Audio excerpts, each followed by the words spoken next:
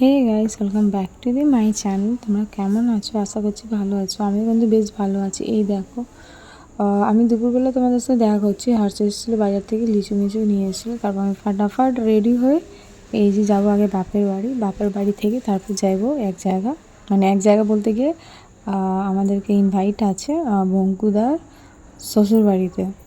তো ওইখানেই এসেছি, অনেক দূরে, মানে অনেকটা দূরে। এখান থেকে বক্স বাজছিলো, এখানে আমি বসেছিলাম।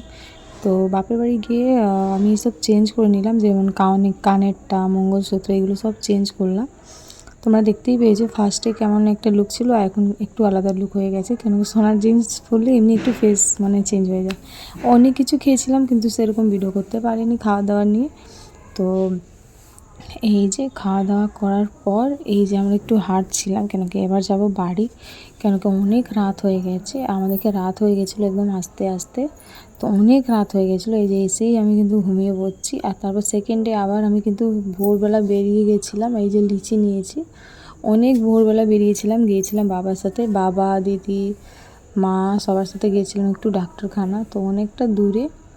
তো এই যে এত দূর গিয়েছিলাম কি বলবো, অনেকটা হ্যারাসমেন্ট হয়ে গেছিলো। আর তারপর আমার শরীরটা অনেক খারাপ লাগছিলো। তারপর বাবা কিনে দিল এই যে ওআরএস, তো একটা আমার একটা দিদির।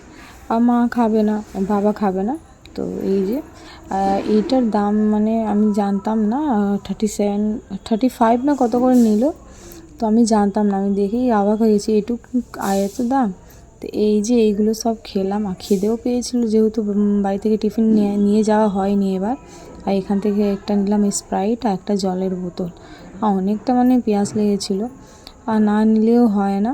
কেন কি স্প্রাইট না খাবো এরম হতে পারে কখনো? আমি বাইরে গেলেই কিন্তু স্প্রাইটটা খাই।